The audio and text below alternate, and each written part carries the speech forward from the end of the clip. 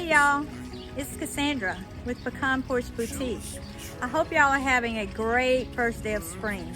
I know I'm enjoying it. It was a beautiful day today. And you know what spring means, right?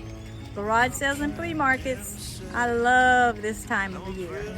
Hey, if you guys like to turn junk into jewels, then you're in the right spot. So don't forget to hit that subscribe button, hit that bell notification button so you don't miss out on any of my thrift hauls for this spring summer. But this time, y'all, I found 4 pieces of junk while I was out junking this weekend, and I turned them into jewels. And I'd like for you guys to come along with me and see what you think. 'Cause I believe that it's rare. These 5 tin buckets in graduating sizes. I thought they were so cute.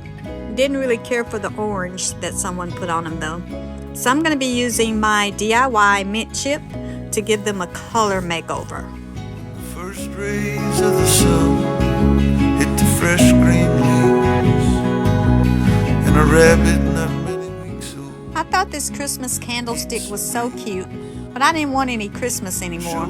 So I'm adding salt wash to my mint chip this time to cover up these Christmas hollies and give some texture to this piece. Salt wash is a great way to add texture to any piece. You just add paint to it, typically in a 1-to-1 ratio. But DIY paint is already really thick because it's clay-based, so you kind of have to gauge how much you put in, or how much you want to put in, how much texture you want. But it is great. I love salt wash.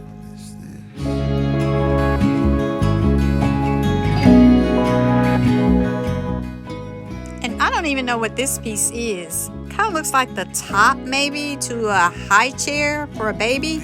I don't know. But it was wood and someone had already sanded it down. So now I'm just going to give it a coat of DIY's beadboard. And I'm using a crosshatch pattern. If you use that pattern on your pieces, it'll give you instant texture. But then I'm adding on top of that my salt wash mixture. What I'm told to the list. My plan is to use a leftover piece of my Rose Chintz inlay by IOD, but I want a background first. So I'm going to use one of my favorite stamps, and that's the Kindest Regards stamp. So I'm just inking it up with my IOD black ink and laying it down, holding it with one hand, pressing down firmly. Isn't this a beautiful stamp? If y'all don't have Kindest Regards in your arsenal, you have got to get it. This stamp is so versatile. It is one of my favorites. Lost my way. You'll see me using my scissors on the edges of my inlay. And what I like to do is I kind of like to give it kind of a little bit of a scalloped edge so that my flowers don't have that straight line across the bottom. I'm going to be laying it down though with my DIY liquid patina. So yes, you can lay your inlays into paint, or you can lay them into your top coat. In this case, I'm going to be laying it into my top coat because I want to be able to see that Kindest Regards stamp in the back. I plan on doing an inlay tutorial at a later date.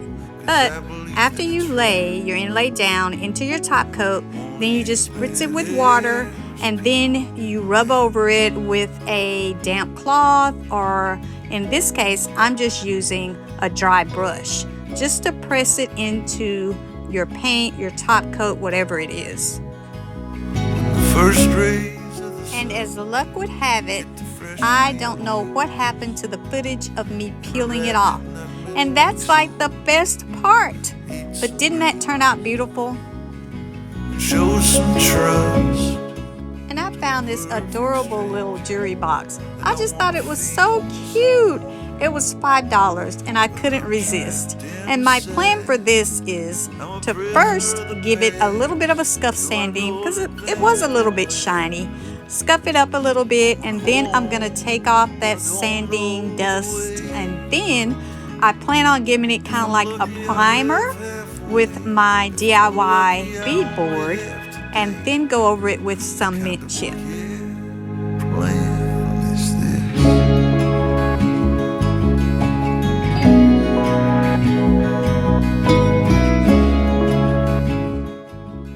You'll see me painting over the glass, but I don't tape off glass, y'all. It's too worrisome. I just scrape off a little bit of paint afterward.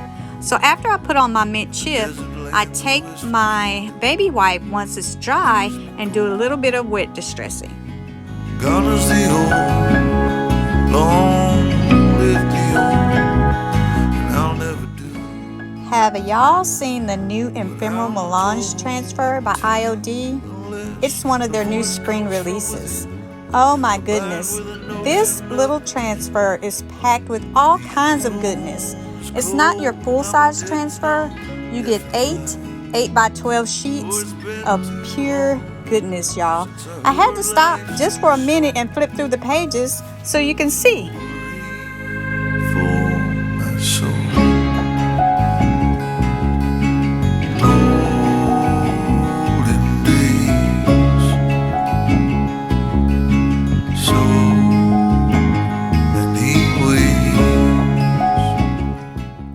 I'll be using some off of this page for this little candlestick, and I've already given it a coat of DIY's liquid patina, and I've knocked down some of the bumps from the salt wash because transfers like smooth, slick surfaces, but they will go over texture as well.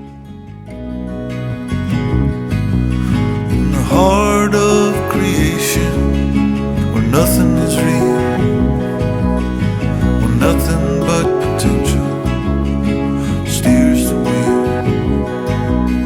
What can you do? What you want? I sealed up these little buckets with my DIY liquid patina as well. And then I went back to my ephemeral melange transfer to add to the front of each one. Oh my gosh, they turned out so cute. Oh, I forgot to mention, y'all, that I added a little bird inside the top of that jewelry box and added a little bit of gold gilding wax to the bird. He's made of resin, and a little bit of gold gilding wax to the handle and to each pull on the drawer. That turned out cute as well. So here are all the projects, y'all. If you count the buckets, it's 8, but I'm saying 4 junk to jewel projects for this time. So tell me what you think. Which one was your favorite? I'm a prisoner of the past, though I know that things don't last. I'm going home, but I don't know the way. If I'm lucky, I'll live halfway. If I'm unlucky, I only have today. What kind of a year?